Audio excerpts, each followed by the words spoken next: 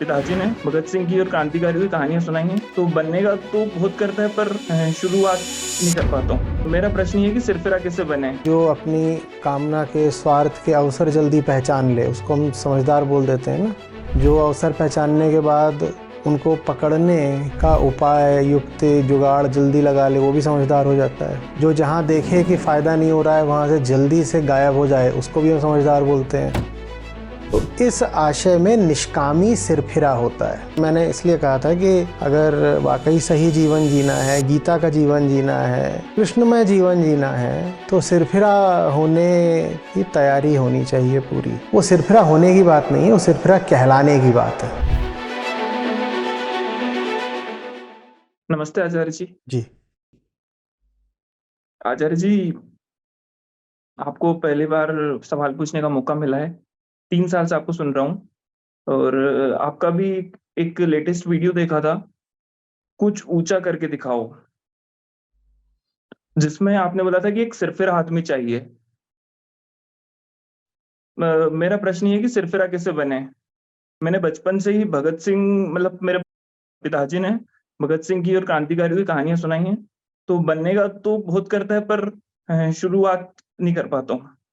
और जैसे दूसरी चीज की अभी ये पता नहीं, घबराता नहीं हूँ, बट हार्ट बीट अभी बढ़ गई आपसे सवाल पूछते हुए, ना जाने क्यों।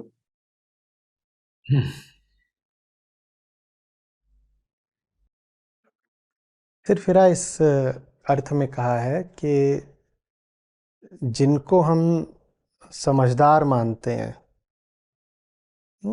उनकी समझ और कुछ नहीं होती है, कामना को पूरा करने वाला उनका ज्ञान, जोड़ तोड़, सिद्धांत और जुगाड़ होते हैं। जिसके पास कामना पूर्ति के लिए ये सब उपाय होते हैं उसको हम समझदार बोल देते हैं। कि जो अपनी कामना के स्वार्थ के अवसर जल्दी पहचान ले उसको हम समझदार बोल देते हैं ना।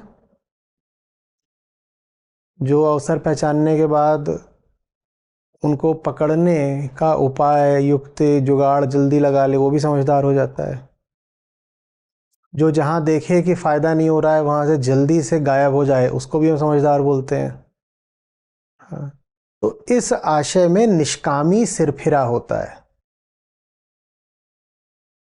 निष्कामी आपके सामने आए, आप उससे पूछें यहाँ क्यों आए हो, और वो बोले बस ऐसे ही, जस्ट लाइक दैट, तो आप बोलोगे या तो ये धोखेबाज है या मूर्ख है, या तो इसके पास कोई छुपा हुआ प्रयोजन होगा जो ये बता नहीं रहा है, धूर्त है, या फिर अगर इसके पास वाकई कोई उद्देश्य नहीं है मेरे पास आने का तब भी आया है तो ये मूर्ख है।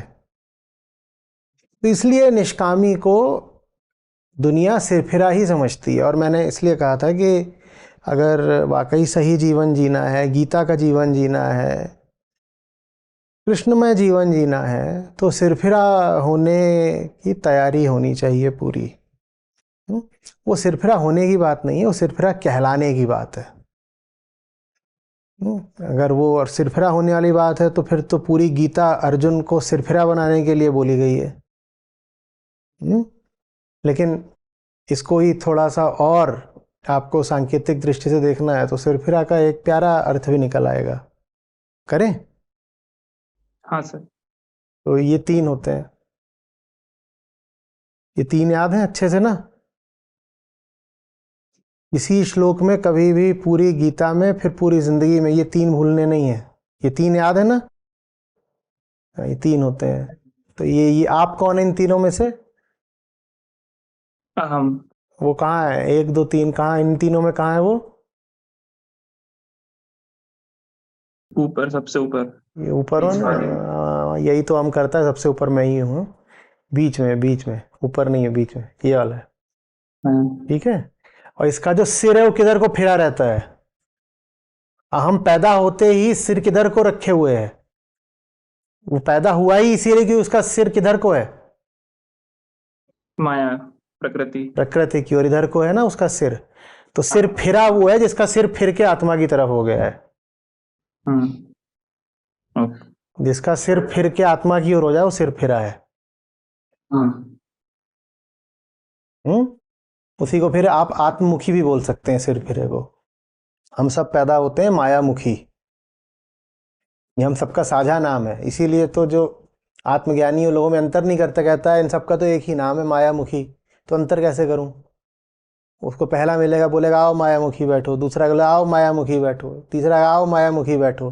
तो जब सब एक हैं तो क्या अंतर करना उनमें? तो शुरुआत मतलब विद्रोह तो होता है आचार्य जी बहुत, बट उसके बाद समझ में नहीं आता कि अब क्या करें। मतलब क्योंकि बहुत सारी चीजों के प्रति होता है वो डिफरेंट डिफरेंट। विद्रोह पूरा हो गया, उसके बाद पूछ रहे हो अब क्या करें? विद्रोह चल रहा है तो उसमें उसमें इतना समय मिल जाता है कि पूछ रहे हो कि कुछ पार्ट टाइम और बता दीजिए और क्या करें? विद्रोह अगर चल रहा है तो आपको तो वो समूचा निगल लेगा ना। विद्रोह कोई छोटी बात होती है? किसके खिलाफ आप विद्रोह कर रहे हो? इन तीनों में किसके खिलाफ कर रहे हो? माया के खिलाफ। माया। माया क्या छोटी मोटी चीज है? खिलौना है, बच्चों की गुड़िया है वो। हाँ, फिर क्या है वो? खुद बड़ी चारों तरफ घेरे रखा है। चारों तरफ घेर रखा है ना। वो माँ से लेके मृत्यु तक सब कुछ है। उसका नाम माया है, माया। हम्म? आप उसके खिलाफ विद्रोह कर रहे हो, फिर पूछ रहे हो विद्रोह तो चल ही रहा है और भी कुछ काम बता दीजिए। ये कैसे करोगे आप? और कुछ काम कैसे कर लोगे?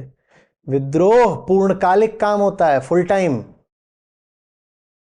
कोई पूछे क्या करो, बोलो पेशेवर विद्रोही है, प्रोफेशनल रिबेल। उसके बाद करने के लिए समय कहाँ, ऊर्जा कहाँ? कैसे कुछ और कर रहे हो?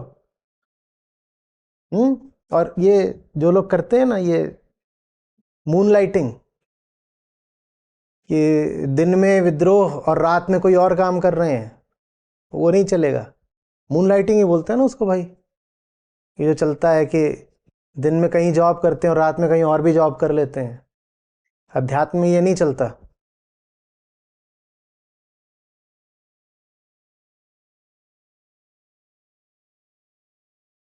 प्रतिपल फिर विद्रोही ही होना पड़ता है।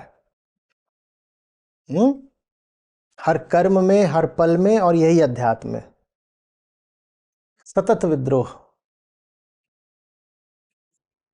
हाँ वो आचार्य जी मतलब ऐसा रहता है कि कुछ कुछ समय में भूल जाते हैं उसको, और जब खुद के बारे मतलब सोचने का टाइम रहता है किसी किसी सिचुएशन में मतलब बहुत ज्यादा रहता है उसके बारे में।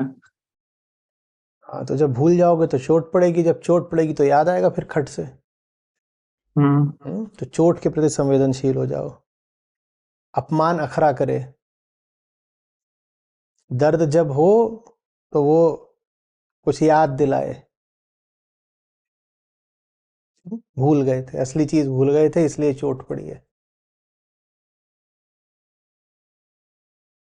श्री कृष्ण बोलते हैं ना, अभ्यास और वैराग्य। अगर वैराग्य हो ही गया तो अभ्यास की क्या जरूरत?